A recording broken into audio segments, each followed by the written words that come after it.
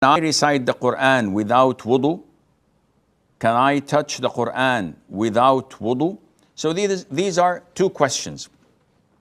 The first one is, can I recite the Quran without wudu?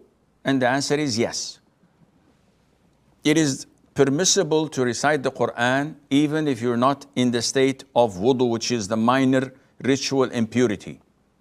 But the scholars say if a person is in the major ritual impurity, resulting of ejaculation or intercourse, meaning in the state of janaba, then he must refrain, as per the hadith of Ali, may Allah be pleased with him, that nothing used to prevent the Prophet ﷺ from remembering Allah, mentioning Allah Azza wa Jal, except being in the state of janaba, which is the major ritual impurity. So a person who's not in the state of wudu, or a woman in her menses, they can recite the Quran without any problem at all.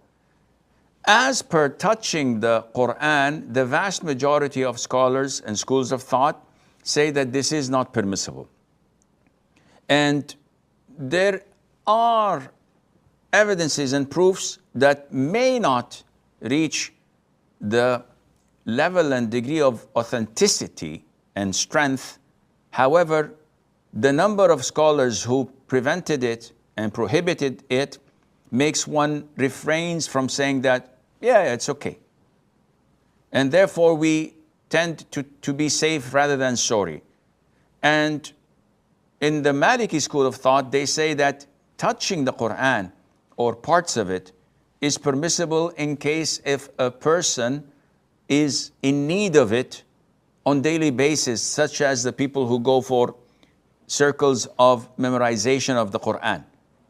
Those may need to touch the Quran in the state of minor ritual impurity, when they're not in the state of wudu, and students and the likes. So as long as one is in that dire need and he's not doing this as a form of worship, it's different from someone who just opens the Quran, wants to read a whole juz', his daily routine, to get closer to Allah Azza wa Jal, than a person who's doing that as a form of education and he needs to do this to memorize or to revise the Quran.